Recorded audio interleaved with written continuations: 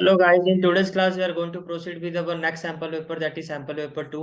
Sample paper series में already हम first sample paper कर चुके हैं और फर्स्ट सैम्पल पेपर जो मैंने आपको करवाया था वो आपका था सीबीएसई का सैम्पल पेपर, जिसके मैंने 5 पार्ट्स आपको टोटल 5 पार्ट्स में सैम्पल पेपर को कंप्लीट लिए आपको करवाया था, right.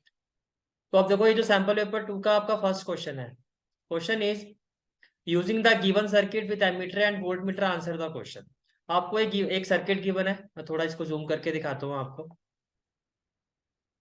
This is the circuit and this is A3, this is A3।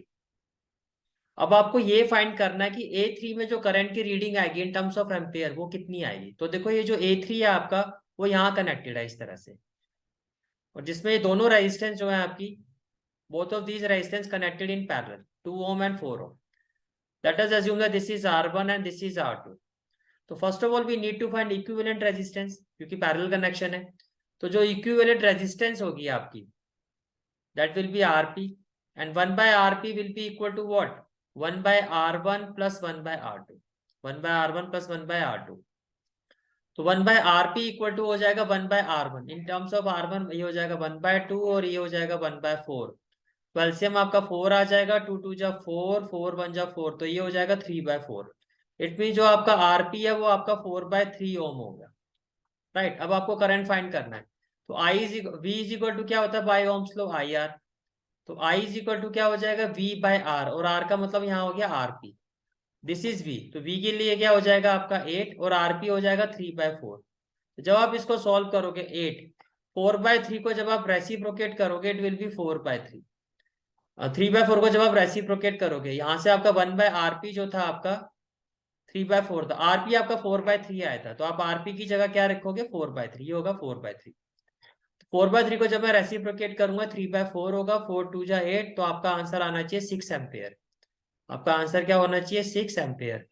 तो option A is the correct answer, option A is the correct answer. ये क्लियर हो गया, ठीक है।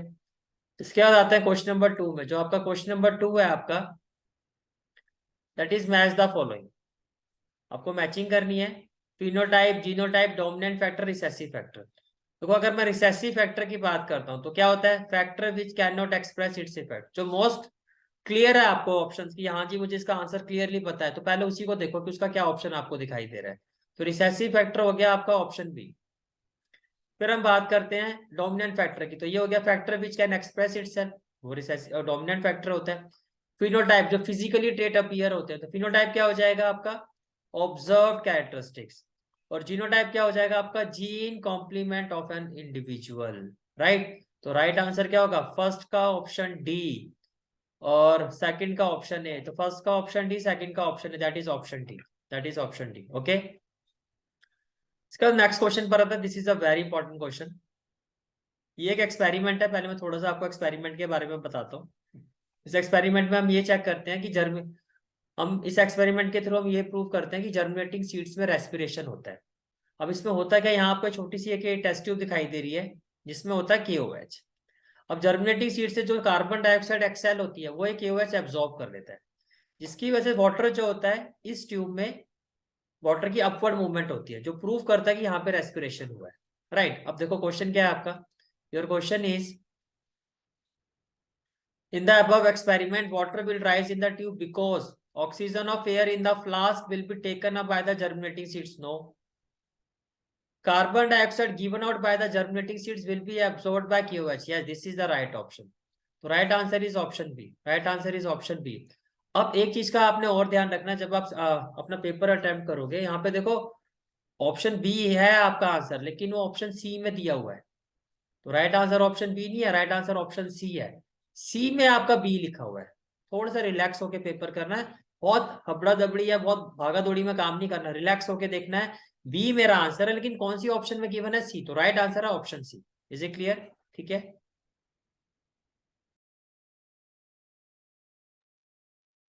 Next question is question number 4, find the incorrect statement. आपको incorrect statement बतानी है, इसमें से कौन सी है।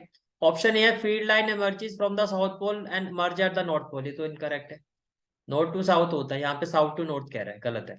Magnetic field lines can intersect each other, ये भी गलत है, नेवर इंटरसेक्ट ईच अदर। तो जाहिर सी बता दो आपका आंसर होगा वो क्या होगा, ऑप्शन डी।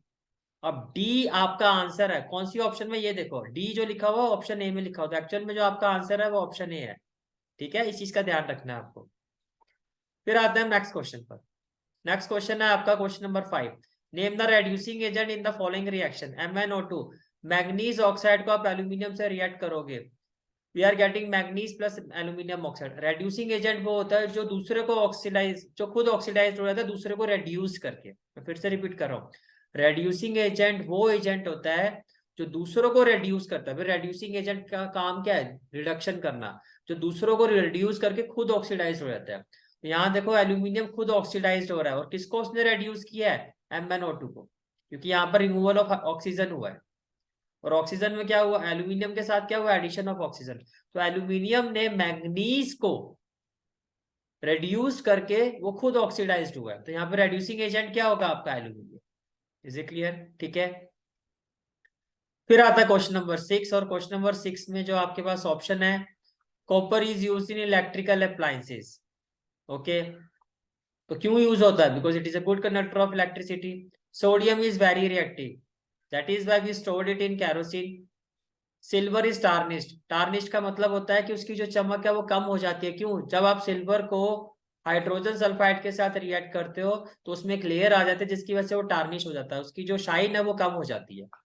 और non metal at a good conductor किसको कहोगे, ग्रेफाइट को। This is the answer. अब देखो फर्स्ट का ऑप्शन क्या है, बी, फर्स्ट का ऑप्शन बी, तो right answer is option C. Right.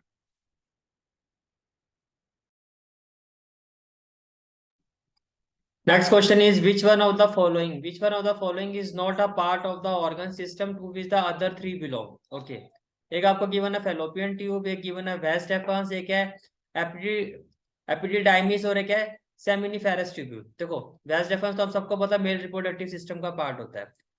Epididymis क्या होता है, डक्ट होती है जिसके थ्रू जो स्पर्म्स होते हैं वो वेस डेफर्स में ट्रांसफर होते हैं, ये भी मेल रिप्रोडक्टिव सिस्टम का पार्ट होता है। सेमिनिफेरस ट्यूब्यूल्स में क्या होता है, स्पर्म्स की प्रोडक्शन होती है, तो ये भी मेल रिप्रोडक्टिव सिस्टम का ही पार्ट है। तो इसमें आपको बताना था which is not a part of the organ system to which the other three belong. तो इसका मतलब आपका जो आंसर होगा that is fallopian tube, because fallopian tube is a part of female reproductive system. Fallopian tube is a part of female reproductive system. Okay, next question is what is the nature of non metallic oxide. देखो अगर metallic oxides की nature की बात करते हैं तो basic होता है, नॉन मेटेलिक ऑक्साइड का जो नेचर होता है वो एसिडिक होता है, वो एसिडिक होता है। तो राइट आंसर क्या हो जाएगा आपका, option D. The next question is match the following with correct response, match the following with correct response. तो क्वेश्चन है आपका, कॉलम में आपको साइफिलिस दिया। देखो साइफिलिस जो होता है सेक्सुअली ट्रांसमिटेड डिजीज होती है which is caused by the bacteria Treponema pallidum. तो इसका ऑप्शन तो ये होगा। एड्स का हम सबको पता है, इसका जो होने का रीजन होता है वो HIV वायरस होता है, human immunodeficiency virus. Gonorrhoea जो डिजीज होती है इसका होने का रीजन जो होता है बैक्टीरिया होता है, जिसको हम होता है नेसेरिया गोनोरिया। तो this is the option for it. And trichomoniasis जो होता है ये भी एक सेक्सुअली ट्रांसमिटेड डिजीज होती है, जो एक प्रोटोजन पैरासाइट ट्राइकोमोनस वेजाइनलिस की हेल्प की वजह से होती है। इसका रीजन होता है ये, this is the protozoan parasite which is the reason behind this sexually transmitted disease. इसका आंसर होगा ऑप्शन डी। क्लियर हो गया? ठीक है।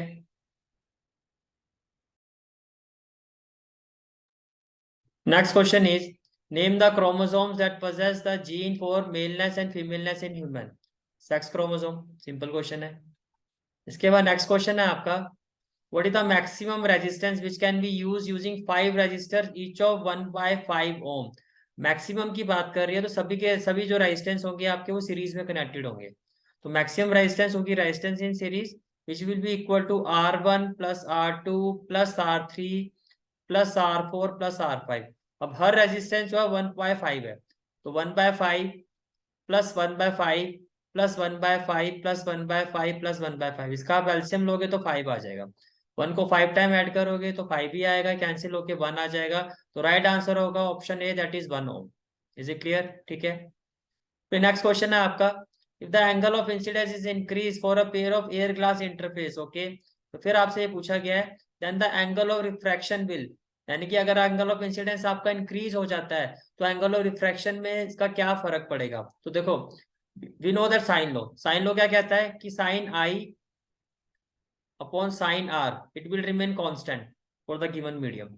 तो अगर आपका एंगल ऑफ इंसिडेंस की वैल्यू बढ़ रही है तो उतने ही प्रोपोर्शन से आपकी साइन आर की भी वैल्यू बढ़ेगी, तभी तो ये रेशियो कांस्टेंट रहेगा, तभी तो लॉ ऑफ रिफ्रैक्शन आपका यहाँ पर एप्लीकेबल होगा। तो अगर एंगल ऑफ इंसिडेंस मेरा इंक्रीज हो रहा है, it means angle of refraction जो है वो भी मेरा क्या होगा, वो भी इंक्रीज होगा। Is it clear? ठीक है। फिर नेक्स्ट क्वेश्चन है आपका, chemical formula of sulphurous acid. देखो सल्फ्यूरिक एसिड होगा, अगर सल्फ्यूरिक एसिड पूछा जाएगा आपसे, सल्फ्यूरिक एसिड, तो आप कहोगे H2SO4। लेकिन अगर सल्फरस एसिड पूछा जा रहा है तो आप कहोगे H2SO3, H2SO3। ये क्लियर हो गया? ठीक है। फिर आपका क्वेश्चन है, in which part of the alimentary canal food is finally digested. तो आपका आंसर क्या होगा? Small intestine. Your answer will be small intestine, right. इसके बाद फिर आपसे पूछा जा रहा है, which one of the following sketches does not illustrate budding in yeast. तो देखो यहाँ तो बडिंग है, यहाँ भी शो हो रहा है, यहाँ भी शो हो रहा है, लेकिन यहाँ पे सारे के सारे जो सेल है वो अलग है, इंडिविजुअल है, तो यहाँ बडिंग शो नहीं हो रही है। तो राइट आंसर क्या होगा आपका? Third part, that is option B, that is option B. Okay. Next question है असर्शन रीजन वाला। असर्शन में पूछा गया, electrical appliances with metallic body have 3 connection. Okay.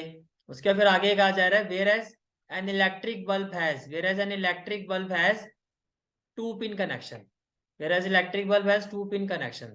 तो देखो बात बिल्कुल ठीक है, जहां तक बल्ब की बात होती है, बल्ब आपका सीलिंग में होता है, उसको आपको हाथ नहीं लगाना पड़ता बार बार, तो उसमें 2 पिन कनेक्शन होता है। लेकिन मेटेलिक बॉडी का जो स्विच होता है वो हम अपने हाथ से लगाते हैं। तो मेटेलिक बॉडी में एक्सेसिव अगर electric shock, excessive current pass होने की वजह से अगर इलेक्ट्रिक शॉक के चांसेस बढ़ जाते हैं, तो उसमें जो थर्ड पिन होता है वो अर्थ फायर से कनेक्टेड होता है। तो अर्थिंग के थ्रू जो एक्सेसिव करंट होगा या जो इलेक्ट्रिक शॉक जो लगने के चांसेस हमारी बॉडी को होंगे, वो उसके थ्रू अर्थिंग हो जाएगा, जिससे हम लोग बच जाएंगे, या हमें जो भी अगर नुकसान होगा या जो भी हमारा नुकसान होगा वो कम होगा। समझ में आ रही है मेरी बात? कि 3 पिन कनेक्शन का मतलब क्या है? 3 पिन कनेक्शन का मतलब है कि जो थर्ड पिन है दैट इज वो अर्थ वायर से कनेक्टेड होती है। तो अगर एक्सेसिव करंट बढ़ने की वजह से मेटेलिक मेटेलिक बॉडी में, जैसे कि मेटेलिक बॉडी से अगर इलेक्ट्रिक शॉक बहुत ज्यादा अगर ट्रांसफर होता है हमारी बॉडी में, तो वो हमारी बॉडी में इतना ट्रांसफर नहीं होगा, वो अर्थिंग के थ्रू ट्रांसफर हो जाएगा अर्थ में, इससे हम लोग बच जाएंगे। ठीक है, इसलिए इसमें 3 पिन होते हैं। तो ये तो ठीक है, असर्शन तो ट्रू है आपका। रीजन दिया हुआ 3 pin connection reduce heating of connecting wire, no reason is incorrect. तो आंसर क्या होगा? Assertion is true but reason is false. इसके बाद हम आते हैं नेक्स्ट क्वेश्चन पर, जो है आपका assertion रीजन का, while dissolving an acid or base in water the acid must always be added slowly to water while constant stirring। इसी तरह से आपसे पूछा गया है। ठीक है, while dissolving an acid or base in water the acid must always be added slowly to water with constant stirring। ये तो बात ठीक है, दिस इज ट्रू। रीजन में आपको कहा जा रहा है, रीजन क्या है आपका? देखो, that dissolving an acid or a base in water is highly exothermic reaction। देखो भाई, जब एसिड, ये ऑन है नहीं है, और अ बेस है, जब किसी एसिड और बेस को जब आप वाटर में डिसॉल्व करते हो, ये हाईली एक्सोथर्मिक रिएक्शन है, बिल्कुल सही बात है। जैसे कि अगर आप एसिड का एग्जांपल ले लो HCl, राइट, और यहाँ पर आप इन वाटर, तो ये हो गया H2O। अब जब आप इसको रिएक्ट करोगे, but we will get Cl minus plus hydronium ion. तो यहाँ पर क्या हो रहा है? बॉन्ड क्रिएट हो रहा है। बॉन्ड क्रिएट होने का मतलब है कि एनर्जी जो है यहाँ पर वो रिलीज होगी। जब बॉन्ड ब्रेक होता है तो वहां पे एनर्जी क्या होती है? उसको तोड़ने के लिए एनर्जी की रिक्वायरमेंट होती है, वो एंडोथर्मिक रिएक्शन होता है। Because of the creation of bond here, यहाँ पे नए बॉन्ड बन रहे हैं, तो इसका मतलब यहाँ पर एनर्जी रिलीज होगी, that is it is an exothermic reaction. तो both A and R true and R is the correct explanation of A, R is the correct explanation of A. ठीक है, तो नेक्स्ट क्वेश्चन है आपका, assertion है आपका, plant lack the nervous system but they do coordinate. बिल्कुल सही बात है, और वो कोऑर्डिनेट किसकी वजह से करते हैं? हार्मोन्स की वजह से। It is so because of hormone. तो both A and R true and R is the correct explanation of A. Clear हो गया यहाँ तक? ठीक है, नेक्स्ट क्वेश्चन है आपका, ये भी असर्शन रीजनिंग का क्वेश्चन है, कि herbivores are called first order consumer. बिल्कुल, जो प्रोड्यूसर्स को खाते हैं वो हार्बीवोर्स ही खाते हैं, तो फर्स्ट ऑर्डर कंज्यूमर तो यही हुआ। Tiger is a top carnivore. Top carnivore का मतलब ये होता है कि उसका कोई नेचुरल प्रेडेटर नहीं है। जैसे ह्यूमन बींग्स की बात करें, तो ह्यूमन बींग्स भी अगर फूड चेन में रखोगे तो टॉप कार्निवोर में आएगा, बिकॉज ह्यूमन बींग्स का भी कोई नेचुरल प्रेडेटर नहीं है, मतलब फूड चेन में टॉप पोजीशन पर आएगा। इसी तरह से टाइगर जो होता है ये भी किस पर आएगा? जो ट्रॉफिक लेवल होता है उसमें ह्यूमन बींग्स टॉप पोजीशन पर आएगा, not top carnivore, top position पर आएगा। और टाइगर जो होता है ये भी ट्रॉफिक लेवल पे टॉप पोजीशन पर आता है, बिकॉज टाइगर का भी कोई नेचुरल प्रेडेटर नहीं है, राइट। तो इसका मतलब क्या है, पर ये इसका रीजन ही है। इसका फर्स्ट ऑर्डर कंज्यूमर होने का रीजन ये है कि वो जो प्रोड्यूसर्स है उनको कंज्यूम करते हैं। इसका मतलब यह है कि both A and R are true, but R is not the correct explanation of A. Clear है यहाँ तक? और इसके साथ ही हमारा सेक्शन ए जो है सैंपल पेपर का वो कंप्लीट होता है। तो सेक्शन बी का जो हमारा नेक्स्ट क्वेश्चन है, सेक्शन बी का जो हमारा first question, that is under what condition an oxidation reaction becomes a combustion reaction. तो देखो ऑक्सीडेशन रिएक्शन कंबशन रिएक्शन कब होती है, जैसे कि एग्जांपल के तौर पर आप ले लो मीथेन। मीथेन को अगर मैं ऑक्सीजन से रिएक्ट करता हूँ, what we will get, CO2 plus H2O plus heat and light energy, plus क्या रिलीज होती है, heat and light energy, right. तो ऑक्सीडेशन हुआ यहाँ पर, और ऑक्सीडेशन होने पर अगर कार्बन डाइऑक्साइड और वाटर की फॉर्मेशन होती है along with heat and light energy release होती है, तब हम कहेंगे कि ये जो ऑक्सीडेशन रिएक्शन है ये ऑक्सीडेशन के साथ साथ एक कंबशन रिएक्शन है। बिकॉज कंबशन में क्या होता है, there is a release of carbon dioxide gas along with water and heat and light. समझ में आ गया क्वेश्चन? ठीक है। Next question is list two tests for experimentally distinguishing between an alcohol and carboxylic acid and describe how these tests are performed, कि ये test किस तरह से परफॉर्म होते हैं। देखो आपको अल्कोहल और कार्बोक्सिलिक एसिड को डिस्टिंग्विश करने के लिए दो टेस्ट बताने हैं। एक तो हो गया लिटमस पेपर टेस्ट। भाई कार्बोक्सिलिक एसिड के केस में क्या होगा, जो ब्लू लिटमस पेपर है वो रेड लिटमस पेपर में चेंज हो जाएगा, और अल्कोहल के केस में कुछ भी नहीं होगा। दूसरा हो गया कि जब आप कार्बोक्सिलिक एसिड को, दूसरा हो गया सोडियम हाइड्रोजन कार्बोनेट टेस्ट, कि जब आप कार्बोक्सिलिक एसिड को सोडियम हाइड्रोजन कार्बोनेट के साथ रिएक्ट करोगे, there is an evolution of brisk effervescence along with the colourless gas. इसको जब हम सोडियम हाइड्रोजन कार्बोनेट के साथ रिएक्ट करेंगे तो क्या होगा, there is an evolution of brisk effervescence, there is an evolution along with colourless gas, along with colourless gas. But alcohol के केस में क्या होगा, अल्कोहल के केस में क्या होगा, कुछ भी नहीं होगा, नो रिएक्शन। तो ये दो टेस्ट आप इसमें लिख के आ सकते हो, ये लिटमस पेपर टेस्ट और दूसरा sodium hydrogen carbonate test. Okay, next question is what is the difference between the manner in which movement takes place in a sensitive plant and movement in our legs। तो देखो जहां तक plant movement takes place in plants की बात है, तो plants में क्या होता है, जहां तक प्लांट्स की हम बात करते हैं, प्लांट्स में कोई स्पेशलाइज्ड टिश्यू नहीं होते हैं, लेकिन लेग्स में क्या होता है, स्पेशलाइज्ड टिश्यू होते हैं जिसको हम नर्वस टिश्यू कहते हैं। प्लांट सेल्स में जो प्लांट सेल्स की जो शेप चेंज होती है वो कैसे होते हैं, by changing the amount of water. लेकिन हमारे मसल्स में जो मूवमेंट होती है वो ड्यू टू कॉन्ट्रैक्शन और रिलैक्सेशन होता है। प्लांट्स में कोई स्पेसिफाइड प्रोटीन नहीं होता, स्पेसिफिक प्रोटीन नहीं होता है, लेकिन हमारी बॉडी में स्पेसिफिक प्रोटीन होने की वजह से ही मसल्स में कॉन्ट्रैक्शन और रिलैक्सेशन होता है। तो ये कुछ पॉइंट्स है जिनका आपने ध्यान रखना है। आंसर किस तरह से आप दोगे कि जहां तक मूवमेंट इन सेंसिटिव प्लांट्स की बात है, there is no specialised tissue, point one. और मूवमेंट इन अवर लेग्स की बात है कि वहां पे स्पेशलाइज्ड टिश्यू होता है जिसको हम नर्वस टिश्यू कहते हैं, right.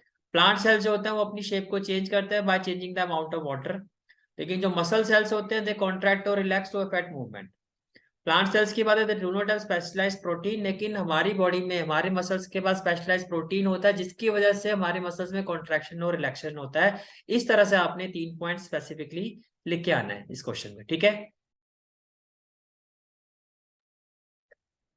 Next question is list two reason to show that the existence role of decomposer is essential in an ecosystem। Important question है आपका। देखो इकोसिस्टम क्या करता है, एक तो दे help in the replenishment of soil, कि सोइल के जो न्यूट्रिएंट्स प्लांट्स ले लेते हैं तो उसमें से जो न्यूट्रिएंट्स की कमी हो जाती है सोइल में, वो दोबारा जो होता है ड्यू टू डिकम्पोजर होता है, सोइल अपने न्यूट्रिएंट्स को रिप्लेनिश कर पाती है। दूसरा जो आपके ये जो डिकम्पोजर्स होते हैं ये इन्वायरमेंटल पोल्यूशंस को भी कम करते हैं डिकम्पोजिंग करके। सारे हार्मफुल वेस्ट को जब वो डिकम्पोज कर देते हैं, इन्वायरमेंटल पोल्यूशन जो होता है वो रेड्यूस होता है। तो आप जो अपना आंसर लिखोगे वो किस तरह से देना है आपको, that they help in the natural replenishment of soil, first point. Second point is they help in keeping the environment clean as they reduce environmental pollution, as they reduce environmental pollution। okay, next question is a truck uses a convex mirror as a view finder, rear view mirror convex mirror ही होता है हमारा, whose radius of curvature is 2 metre. Radius of curvature अगर 2 metre है तो focal length कितना हो जाएगा, तो फोकल लेंथ हो जाएगा हमारा 1 मीटर, इसका हाफ हो जाएगा, राइट। उसके बाद फिर आगे क्या कहा जा रहा है, अब Maruti car is coming behind, अब Maruti car is coming behind the truck at a distance of 10 meter. तो आपको डिस्टेंस ऑफ ऑब्जेक्ट भी गिवन है, तो आपको डिस्टेंस ऑफ ऑब्जेक्ट गिवन है -10 मीटर, -10 मीटर। तो what will be the position of image of the car, तो आपको v फाइंड करना है, and size of the image, आपको हाइट ऑफ इमेज फाइंड करना है, ठीक है, which was observe by the driver of the truck through the convex mirror. ठीक है, तो देखो सबसे पहले इस क्वेश्चन में आपको क्या करना होगा, आप मिरर फॉर्मूला अप्लाई करोगे, that is 1/f is equal to 1/v plus 1/u। यहाँ से आपके पास किसकी वैल्यू आ जाएगी, v की वैल्यू आ जाएगी। उसके बाद फिर आप मैग्निफिकेशन का फॉर्मूला लगाओगे, विच इज इक्वल टू -v/u और height of image upon height of object, height of image upon height of object. तो देखो कैसे हम इस क्वेश्चन को करेंगे, first of all what we will do, for convex mirror u equal to -10 metre, radius of curvature आपका 2 metre है, तो फोकल लेंथ कितना हो जाएगा, r/2, तो 1 मीटर हो जाएगा आपका। यूजिंग द मिरर फॉर्मूला, फिर आप मिरर फॉर्मूला यूज करोगे, 1/u plus 1/v equal to 1/f। इसको आप सॉल्व करोगे तो देखो जो आपकी वैल्यूशन है 1/f, 1/f is equal to 1/v plus 1/u होता है, मुझे ये फाइंड करना है। तो 1/v क्या हो जाएगा हमारा, 1/v is equal to 1/f minus 1/u हो जाएगा। ये क्लियर हो गया, ठीक है। अब 1/f तो 1 ही है आपका, 1/1 माइनस 1/u -10, तो माइनस माइनस क्या हो जाएगा प्लस, यहाँ से एलसीएम क्या आ जाएगा 10, 10 प्लस 1, तो ये आपका आ रहा है 11/10, 11/10। तो 1/v 11/10 है, तो v आपका हो गया 10/11। 1/v अगर 11/10 आ रहा है आपका, तो v आपका कितना हो गया, v आपका कितना हो गया 10/11 which is equal to 0.9 metre, which is equal to 0.9 metre. तो ये आपका आ गया v। अब मैग्निफिकेशन इक्वल टू क्या होता है, -v/u, तो माइनस v आपका हो गया 0.9 और u आपका कितना है -10, -10। डेसिमल रिमूव करो, माइनस से माइनस कैंसिल हो जाएगा, ठीक है। तो ये आपका इस तरह से हो जाएगा, देखो v आपका कितना था 0.9, या तो आप इसको ऐसे ले सकते हो या आप इसको ऐसे भी कर सकते हो। देखो magnification is equal to minus, v की जगह आप रख सकते हो 11/10, v की जगह आप रख सकते हो 10/11, 10/11। और in place of u, in place of u आप रख सकते हो 10, -10, तो माइनस से माइनस कैंसिल, ये हो गया 10/1, ये 10/11 है। तो 10/1 को आप रेसिप्रोकेट करोगे तो 10/11 इंटू 1/10 हो जाएगा, तो ये आ गया 1/11। ऐसा मैं इसलिए कह रहा हूँ, इससे आंसर देना आपके लिए इजी हो जाएगा। अब आप सीधा कह सकते हो कि जो रियर व्यू मिरर है उसमें जो ट्रक ड्राइवर है उसको कार के साइज का 1/11 साइज दिखाई देगा। मीन्स आपका आंसर फाइनली कैसे होगा कि size of image of the car will be a fraction of 1/11 the actual size of the car through the convex mirror. This is how to represent the answer of this question. Okay. Next question is, what is mirror formula? Does this formula hold good for plane mirror? देखो जहां तक mirror formula की बात है तो क्या होता है, 1/f is equal to 1/v plus 1/u। Apart from that, we know that f is equal to r/2। तो इसको आप देखो, अगर 1/f, f की जगह मैं r/2 करता हूँ तो ये रेसिप्रोकेट होके क्या हो जाएगा 2/r। तो mirror formula is 1/f is equal to 1/v plus 1/u, also it is equal to 2/r। ठीक है, यहाँ पे f क्या होता है, फोकल लेंथ होता है, v होता है distance of image of an object, और ये होता है डिस्टेंस ऑफ एन ऑब्जेक्ट। उसके बाद फिर आया था आपका, does this formula hold good for a plane mirror? Yes, this formula hold good for plane mirror as well as spherical mirror, convex as well as concave. तो इस तरह से आपको इस क्वेश्चन का आंसर देना है। Okay, next question is, in electron dot structure the valence shell electrons are represented by crosses और डॉट्स। ठीक है, the atomic number of chlorine is 17, right its electronic configuration. First part तो बहुत ही simple है आपका, chlorine का atomic number कितना होता है 17 होता है, तो इसका इलेक्ट्रॉनिक कॉन्फ़िगरेशन क्या हो जाएगा 287, 287। ये क्लियर है आपको। फिर आपको कहा था draw the electron dot structure of chlorine molecule. अब यहाँ थोड़ा सा आपको केयरफुल रहना, क्लोरीन एटम नहीं कहा उसने, क्लोरीन मॉलिक्यूल का है, इसका मतलब Cl2 की बात हो रही है। तो आउटर मोस्ट शेल के जो इलेक्ट्रॉन्स होते हैं उन्हीं को इलेक्ट्रॉन डॉट स्ट्रक्चर में रिप्रेजेंट किया जाता है। तो एक क्लोरीन में आप डॉट क्रॉस दिखा दो 1 2 3 4 5 6 7, और दूसरा जो क्लोरीन है आप उसको डॉट से रिप्रेजेंट कर दो 1 2 3 4 5 6 7, राइट। अब यहाँ पर शेयरिंग होगी, दोनों ही नॉन मेटल है, मतलब क्लोरीन नॉन मेटल होता है आपका। इस तरह से आपको दिखाना है इसको। Is it clear? ठीक है।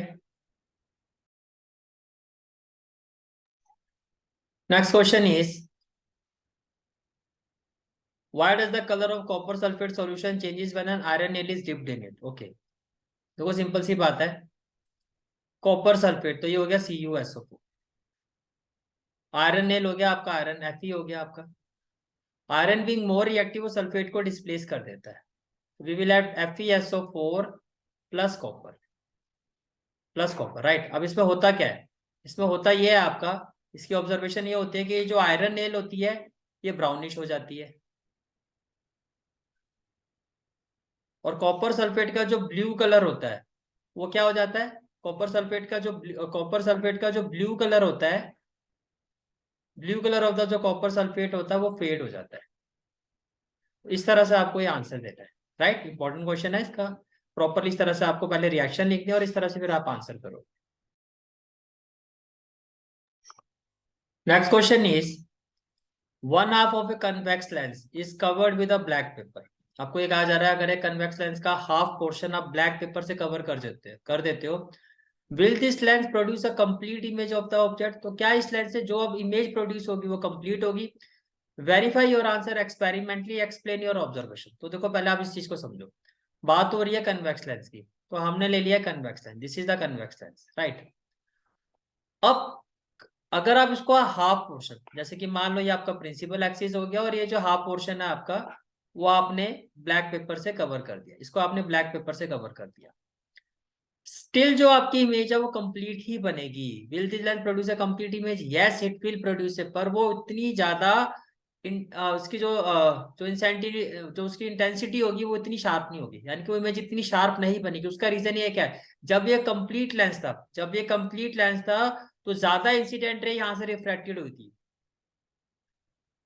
ठीक है। लेकिन जब इसको हाफ आपने ब्लैक पेपर से कवर करे तो उतनी incident ray, number of incident ray जो रिफ्लेक्टेड हुई है वो कम होगी, जिसकी वजह से जो इंटेंसिटी होगी, जो उस इमेज की शार्पनेस होगी वो कम होगी, लेकिन इमेज आपकी कंप्लीट ही बनेगी। अब आंसर देखो आपको कैसे देना है, आप आंसर किस तरह से दोगे। फर्स्ट ऑफ ऑल इस तरह से आप एक फिगर बनाओगे, इस तरह से आप एक फिगर बनाओगे, इसमें आपने देखो एक कैंडल को दिखाया है। अब आपने ये दिखाया कि इस कन्वेक्स लेंस के थ्रू जो कैंडल की इमेज है वो एक पूरी कंप्लीट इस तरह से बनी है जब आपने नॉर्मल कन्वेक्स लेंस लिया। फिर आपने क्या किया कि इसी कैंडल पे, मीन्स बेसिकली क्या कि आपने कैंडल को रखा, आप इसकी पोजीशन को चेंज किया, जिस पोजीशन पर आपने देखा किसी कंप्लीट रियल और इन्वर्टेड इमेज बन रही है वहीं जाके आपने इसको फिक्स कर दिया, सभी चीजों को फिक्स कर दिया। अब सब कुछ एज इट इज ही रहेगा आपका, आपने इसका जो लोअर वाला पार्ट है, जो आपका ये लोअर पार्ट है, इसको आपने ब्लैक पेपर से कवर कर दिया। अब भी अगर आप देखोगे तो आप ये एक्सपेरिमेंटली ये रे डायग्राम से दिखाओगे कि अभी भी जो इमेज है वो आपकी वैसी ही बन रही है, लेकिन compare to the previous one ये लेस शार्प होगी, ठीक है। तो एक्सप्लेनेशन जो होगा आपका, जो आपका एक्सप्लेनेशन होगा वो आपको किस तरह से देना है, it will be like yes, even when one half of a convex lens is covered with a black paper, the lens will produce a complete image, right. Take a live candle, keep it in front of a convex lens mounted on an optical bench, move the candle along the axis of the bench and take its full image on a screen। जैसे उसकी full image आ जाती है, now cover the lower half of the lens with a black paper without changing the position of candle, lens और screen। किसी की भी position change नहीं करनी है आपको, ठीक है। सिर्फ आपको लेंस को हाफ ऑफ द लेंस है उसको कवर करना ब्लैक पेपर से। You will observe that full image of the candle is still seen on the screen, but the intensity of image is reduced। और ऐसा क्यों होगा? The reason is that a large number of rays incident on the lens are blocked। In the case of a covered lower half of the lens with black paper, the rays that are emerging from candle and incident on lens are refracted from upper part only and from the full image. कम refracted rays, कम rays आपकी reflected हो रही है, जिसकी वजह से जो इंटेंसिटी है उसकी इमेज की वो कम हो जाएगी. Is it clear? ठीक है. Next question is an individual may have a good health even when the whole of the reproduction system is removed. What then is the function of the reproductive system? देखो भाई simple सी बात है, reproductive system का जो function होता है वो होता है production of gametes. Production of gametes for sexual reproduction. For sexual reproduction, this is the function of. अब विदाउट रिप्रोडक्टिव सिस्टम इंडिविजुअल में have a good health, yes, क्योंकि इसका जो काम है वो गैमेट्स को प्रोड्यूस करना for the sexual reproduction. Gametes produce नहीं होंगे लेकिन इंडिविजुअल स्टिल सर्वाइव. समझ में आ रहा है? तो इसका जो आप आंसर दोगे वो आपको किस तरह से देना है. The main function of the reproductive system is to produce the gametes for the sexual reproduction. Reproductive system is not necessary for the survival of the individual. So even if reproductive system is fully removed, अगर पूरी तरह से उसको निकाल भी दिया जाता है, the person may have a good health. That is why the person who are sterile, sterile का मतलब जो सक्षम नहीं होता है, जिनकी बॉडी में रिप्रोडक्टिव गैमेट्स की प्रोडक्शन नहीं होती है, can not reproduce but can survive. जो एनिमल्स या ह्यूमन बींग्स जो गैमेट्स प्रोड्यूस जिनकी बॉडी में नहीं होता, यानी कि जिनका रिप्रोडक्टिव सिस्टम फेल हो चुका होता है, वो भी they still have good health, they still can lead a healthy life. Is it clear? ठीक है. Next question is answer the following. With the help of a diagram, demonstrate the process of regeneration as seen in planaria. तो Planaria में होता क्या है? Regeneration का मतलब क्या होता है? रीजनरेशन का मतलब ये होता है कि जो ऑर्गेनिज्म होता है वो अपने लॉस्ट बॉडी पार्ट को रीग्रो कर लेता है. प्लानेरिया में यही होता है. जैसे किसी भी ऑर्गेनिज्म का, प्लानेरिया का अगर कोई भी बॉडी पार्ट लॉस्ट हुआ था एक्सीडेंटली या बाय सम अदर मेथड, तो वो जो लॉस्ट पार्ट होगा, वो जो ब्रोकन पार्ट होगा, वो again it will regrow into a new planaria. That is regeneration, right. फिर आपसे पूछा गया which type of cells are used by such multicellular organism to regenerate. ऐसा जब वो कर पाते हैं तो किन सेल्स की हेल्प से कर पाते हैं? तो इसका आंसर है स्टेम सेल. स्टेम सेल जो होते हैं मिलियंस ऑफ टाइम्स जो होते हैं वो डिवाइड होते हैं as compare to the specialise tissue.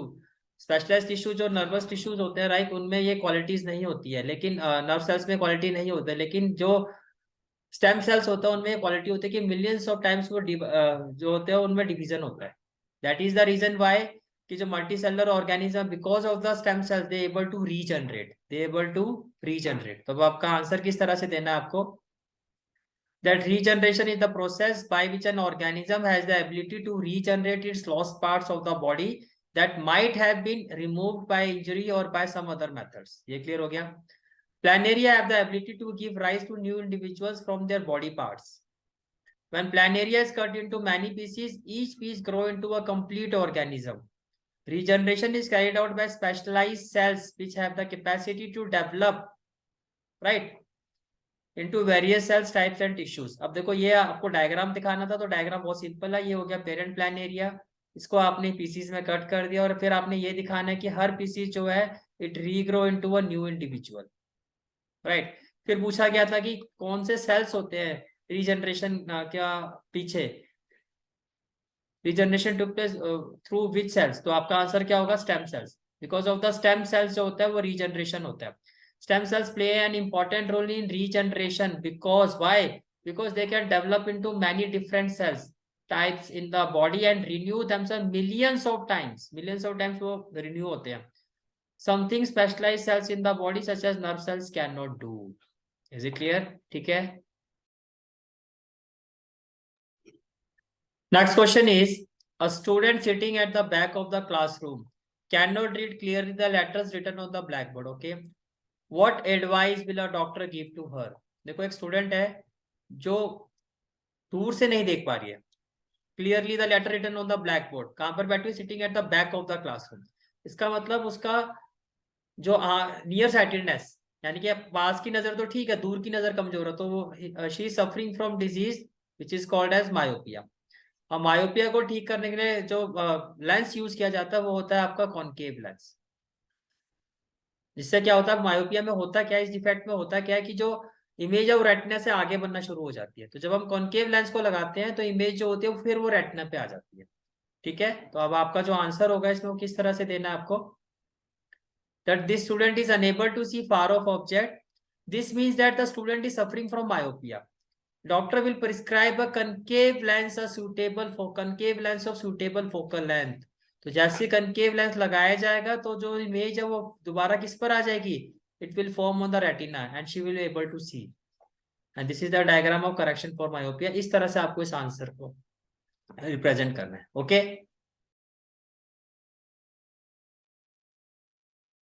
next question is translate the following statement into a chemical equation and then balance it. ठीक है, barium chloride reacts with aluminium sulphate. देखो, अगर हम बैरियम क्लोराइड बी हो गया, chloride हो गया Cl, और बैरियम की वैलेंसी होती है 2, तो ये हो जाएगा BaCl2। रिएक्ट विद एल्यूमिनियम, ये हो गया Al, सल्फेट हो गया आपका SO4। एल्यूमिनियम की वैलेंसी 3 होती है, सल्फेट के पास आ जाएगी, सल्फेट की वैलेंसी 2 होती है, एल्यूमिनियम के पास आ जाएगी। अब ये डबल डिस्प्लेसमेंट रिएक्शन होती है, सल्फेट आ जाएगा आपका बैरियम के पास, एक्सचेंज ऑफ आयंस होगा, और क्लोरीन आपका आ जाएगा एल्यूमिनियम के पास। तो क्लोरीन हो गया AlCl, और बैरियम सल्फेट हो गया आपका BaSO4। अब आप ये देखो कि एल्यूमिनियम की वैलेंसी होती है 3, तो यहाँ आ जाएगा 3। क्लोरीन की 1 होती है, 1 लिखने की जरूरत नहीं होती। बैरियम की वैलेंसी भी 2 और SO4 की वैलेंसी भी 2। अब आपको क्या करना है, इसको बैलेंस करना है। तो बैलेंस करने का मेथड क्या होता था हमारा, number of atoms on left hand side and then number of atoms on right hand side, on right hand side. तो यहाँ मैं एक लाइन डाल देता हूँ। अब एटम्स कौन कौन से ये देख लेते हैं। एक है हमारे पास बैरियम, एक है क्लोरीन, एक है एल्यूमिनियम, और एक है आपका सल्फेट। अब लेफ्ट हैंड साइड में बैरियम के कितने एटम है, 1, और राइट हैंड साइड में भी कितने हैं, 1। लेफ्ट हैंड साइड में क्लोरीन के कितने एटम है, 2, और राइट हैंड साइड में कितने हैं, 3। लेफ्ट हैंड साइड में एल्यूमिनियम के कितने एटम है, 2, और राइट हैंड साइड में कितने हैं, 1। सल्फेट के लेफ्ट हैंड साइड में कितने एटम है, नंबर ऑफ एटम 3 है, और राइट हैंड साइड में 1।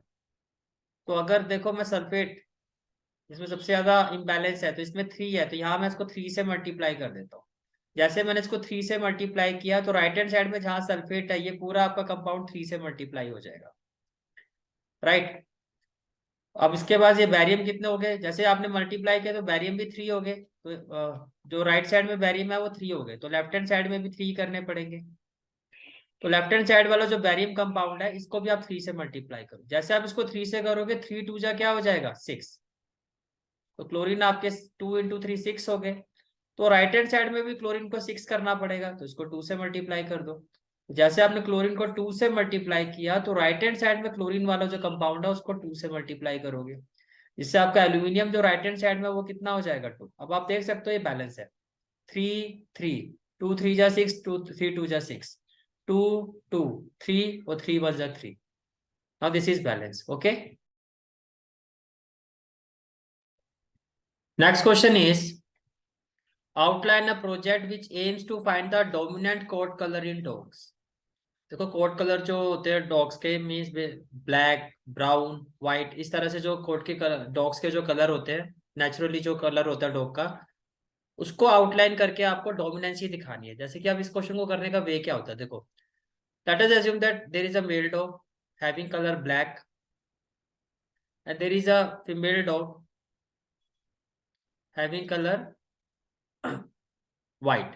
ठीक है, अब मेल डॉग में हम ले लेते हैं कैपिटल BB, और फीमेल में जो व्हाइट कलर है उसको हम शो कर देते हैं small BB, right.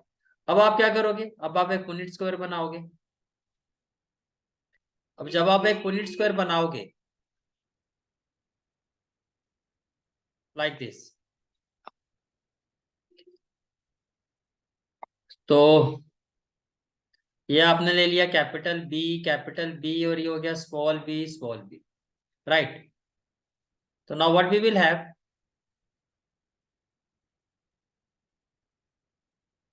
Capital B small B, capital B small B, capital B small B, and capital B small. अब ये भी क्या होगा, ब्लैक होगा, ये भी क्या होगा, ब्लैक होगा, ये भी क्या होगा आपका, ब्लैक होगा, ये भी क्या होगा, ब्लैक होगा। तो ये आपकी होगी F1 generation, right. Then again make another Punnett square. Now what we will do, we will self pollinate bb, b capital B small b capital B small b. What we will have, capital B capital B, capital B small b, capital B small b and small b small। तो ये क्या हो गया आपका, ये हो गया आपका ब्लैक, ये भी आपका ब्लैक होगा, ये भी आपका ब्लैक होगा, और ये आपका क्या होगा, white. That is 3:1 and this is F2 generation. इस तरह से आप डोमिनेंसी आप दिखाओगे कि यहाँ पे कौन सा कलर डोमिनेट कर रहा है, ब्लैक कलर कर रहा है। समझ में आ रहा है, ठीक है। तो आपकी जो प्रेजेंटेशन होगी कुछ इस तरह से होगी। फर्स्ट ऑफ ऑल जो आपका कंसीडरेशन होगा that is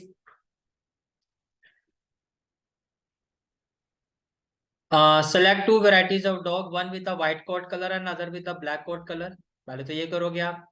cross breed them taking male dog from the one variety and bitch female dog from the other variety. Observe the colour of the offspring in F1 generation. Now bring other breedings among the organism of F1 generation. Observe the coat color of organisms of F2 generation and note the variation in coat color. Draw conclusion on the basis of your study.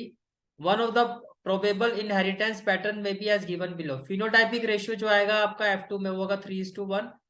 Black coat colour जिसमें 3 होंगे और white coat colour जिसमें 1 होगा आपका, मतलब 3:1 का जो ratio होगा आपका, ब्लैक का होगा 3 रेशियो और व्हाइट का होगा 1। ठीक है। और जो प्रेजेंटेशन जैसे कि मैंने आपको अभी बताया वो क्या होगी आपकी, that male dog with black colour B capital B B, इसके स्पर्म्स हो गए कैपिटल बी और कैपिटल बी, और female dog with white colour ये हो गया स्मॉल बी बी, जिसके स्पर्म्स हो गए स्मॉल बी स्मॉल बी। फिर इस तरह से आपने जब इनको क्रॉस पॉलिनेट करवाया तो सारे के सारे कलर आपके F1 जनरेशन में क्या आए हैं, ब्लैक आए हैं, ऑल ब्लैक। तो ब्लैक आपका डोमिनेंट हो गया। फिर अगेन अब आपने इनको जब सेल्फ पॉलिनेट करवाया कैपिटल बी स्मॉल बी को कैपिटल बी स्मॉल बी के साथ, तो फिर आपने जब आपने क्या देखा कि F2 जनरेशन में जो रेशियो आ रहा है ब्लैक और व्हाइट का वो आ रहा है 3:1। इस तरह से आप इस क्वेश्चन का आंसर दोगे। इज इट क्लियर, ठीक है। Next question is in humans if gene capital B gives brown eyes, okay, and gene small b gives blue eyes, what will be the color of the eyes of the person having the following combination of gene। देखो simple question है, capital B है अगर brown eyes का, तो इससे एक चीज तो क्लियर है कि ब्राउन आइज जो है ये डोमिनेंट ट्रेट है, राइट। और जहां कैपिटल बी होगा वो ब्राउन आइज ही शो करेगा। तो capital B small B brown eyes, small B recessive that homozygous होगा तभी शो होता है। तो स्मॉल बी में आपका क्या शो होगा, ब्लू आइज। और कैपिटल बी जहां कैपिटल बी आ गया चाहे सिंगल हो चाहे डबल हो, ये आपका ब्राउन आइज ही शो करेगा, ठीक है। फिर what do you class this trait of I colour in human. देखो ह्यूमन ये जो आई कलर होता है एक इनहेरिटेड ट्रेट्स होता है जो डीएनए के थ्रू पेरेंट्स से ऑफस्प्रिंग में ट्रांसफर होता है। तो इसको आप जो एक्सप्लेनेशन दोगे वो किस तरह से दोगे आप, that that eye color in human is an inherited trait and these are the traits that are present in the DNA of an organism and are passed on to their progeny. This is how to represent the answer of this question. Okay. Next question is a narrow beam PQ of a white light is passing through a glass prism ABC as shown in the diagram. Trace it on your answer sheet and show the path of the emergent beam as observed on the screen DE. देखो जब आप इसको trace करोगे तो कुछ इस तरह से ट्रेस करोगे, भाई ये आपकी लाइट है, बट एक्चुअली ये जो व्हाइट लाइट है इसमें 7 कलर्स होते हैं, जिससे क्या बनता है, एक स्पेक्ट्रम बनता है, इसको हम बोलते हैं विबग्योर, ठीक है। एक स्पेक्ट्रम बनता है और इस फिनोमिना को हम क्या कहते हैं, डिस्पर्जन ऑफ लाइट। अब जो क्वेश्चन आपसे पूछा गया that is right the name of the phenomena dispersion of light. Cause cause ये होता है कि इस व्हाइट लाइट में जो 7 कलर्स होते हैं, जो उसके कॉन्स्टिट्यूएंट्स होते हैं, 7 कलर्स होते हैं, उनकी जो पर्टिकुलर मीडियम में जो स्पीड होती है सभी कलर्स की डिफरेंट होती है, जिसकी वजह से सभी जो होते हैं डिफरेंट डिफरेंट एंगल में बेंड करते हैं।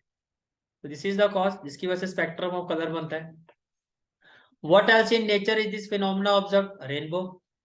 Based on this observation, state the conclusion which can be drawn about the constituents of white color.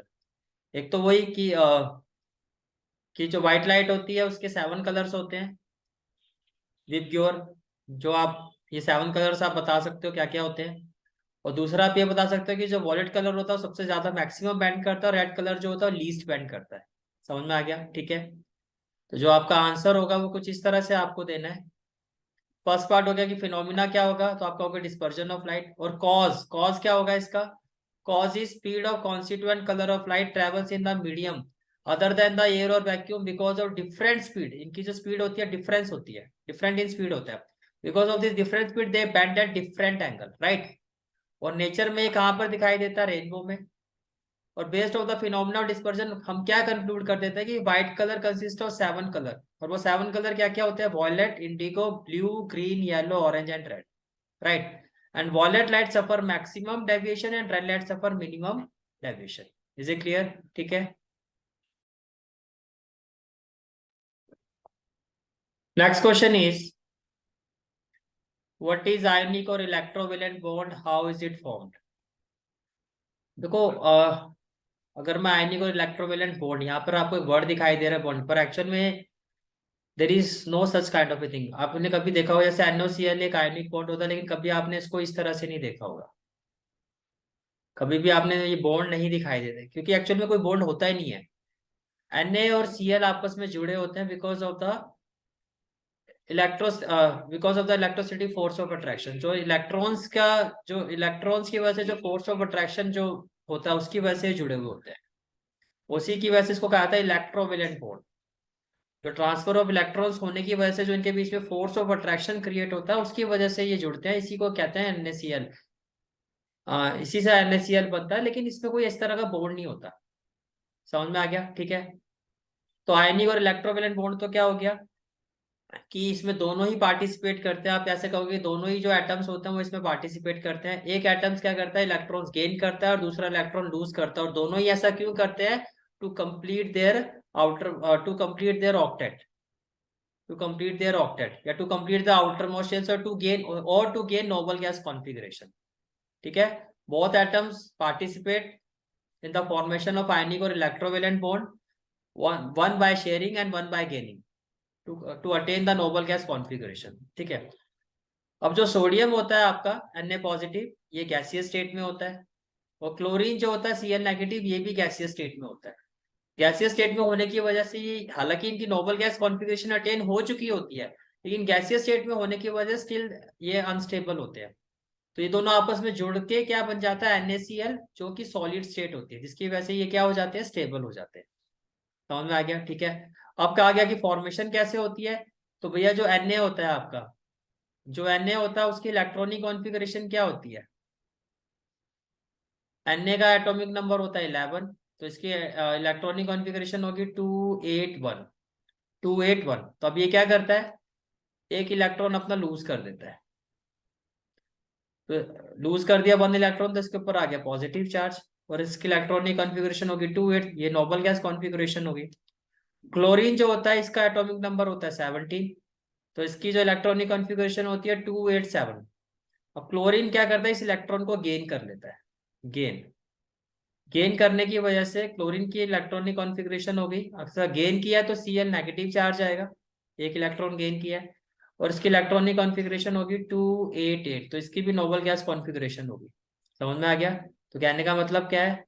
Na, जिसके आउटर मोस्ट शेल में 1 इलेक्ट्रॉन होता है, इट कंबाइंस विद क्लोरीन जिसके आउटर मोस्ट शेल में 7 electron होते हैं, इस तरह से। ठीक है। And there is a formation of NaCl, there is a formation of NaCl। ठीक है। How is it form? तो कुछ इस तरह से आपने प्रेजेंटेशन को दिखाना है। ठीक है। कुछ इस तरह से आप प्रेजेंटेशन को दिखाओगे कि फर्स्ट ऑफ ऑल अगर इसको डिफाइन करना हो तो कैसे डिफाइन करोगे आप, जैसे कि आपको यहाँ पे दिखाई भी दे रहा है। मैं थोड़ा इसका जो हाईलाइट वाला पार्ट है इसको हटा देता हूँ। अब देखो इसको आप एग्जैक्टली किस तरह से डिफाइन कर सकते हो, that a bond in which is formed between the two different atoms by the transfer of one or more electrons from one atom to the other atom. Formation of ionic bond, we have stated that ionic bond is formed by the transfer of electron from one atom to the other. Actually both the atoms taking part, जैसे कि मैंने आपको बताया, in the bond formation have incomplete outermost energy shell, दोनों का incomplete outermost energy shells होता है. For example, इसमें फिर आप एग्जाम्पल ले लोगे, ठीक है, और इस तरह से आपको दिखाना है, जैसे कि अभी मैंने ये आपको दिखाया कि सोडियम एटम जो होता है 1 इलेक्ट्रॉन लूज करता है, इसके ऊपर पॉजिटिव चार्ज आ जाता है. क्लोरीन एटम जो होता है 1 इलेक्ट्रॉन गेन करता है, तो इसके ऊपर क्या आ जाता है, नेगेटिव चार्ज आ जाता है. इसके ऊपर क्या आ जाता है आपका, नेगेटिव चार्ज. तो फाइनली क्या होता है आपका, इस तरह से Na के आउटर मोस्ट शेल में 1 इलेक्ट्रॉन होता है, इसके 7 होते हैं, तो Na पॉजिटिव Cl नेगेटिव की फॉर्मेशन हो जाती है, और इसी को हम क्या कहते हैं, आयनिक और इलेक्ट्रोवेलेंट बॉन्ड. ठीक है, तो ये जो अट्रैक्ट होते हैं एक दूसरे की तरफ, स्ट्रॉन्ग फोर्स ऑफ अट्रैक्शन, यानी कि अगर आयनिक और कोवलेंट बॉन्ड का अगर आप कंपैरिजन करो तो आयनिक बॉन्ड में जो फोर्स ऑफ अट्रैक्शन होता है वो कई गुना ज्यादा होता है compare to the covalent bond. Right. Next question is name a metal और ए नॉन मेटल. तो देखो, name a metal which makes iron hard and strong, तो carbon, which is a non metal. Which is alloyed with any other metal to make an amalgam. amalgam क्या होता है कि mixture of mercury with other metals. और amalgam का use क्या होता है, एप्लीकेशन क्या होता है, जो टीथ में, जो हमारे दांतों में जो होल्स हो जाते हैं उनको फिल करने के लिए हम अमेलगम का यूज करते हैं. तो यहाँ पर क्या आ जाएगा, मरकरी. और नेम ऑफ मेटल और non metal which is used to galvanise iron article, यहाँ पे आप लिखोगे जिंक. और नेम ऑफ मेटल और non metal whose articles when expose to air form a black coating, तो यहाँ पर आ जाएगा आपका सिल्वर. Is it clear. ठीक है. So guys, this is the analysis of sample paper 2. I hope कि आपको each and every question is clear to you. सारे भी क्वेश्चंस की कंसेप्चुअल क्लैरिटी आपको अच्छे से हो गई होगी. In still if there is any doubt then आप कमेंट बॉक्स में शेयर कर देना अपने डाउट्स. जो नेक्स्ट सैंपल पेपर का एनालिसिस है उसमें जो आपके डाउट्स हैं वो भी क्लैरिफाई कर दूंगा. एंड एक बात मैं आप लोगों से यही कहना चाहता हूँ, this is my channel Sachin destination classes. Do like share and subscribe, inform to maximum friends. अगर आपको चीजें समझ में आ रही है, there is a conceptual clarity, अगर आपको चीजें समझ में आती है then do like share and subscribe. Thank you.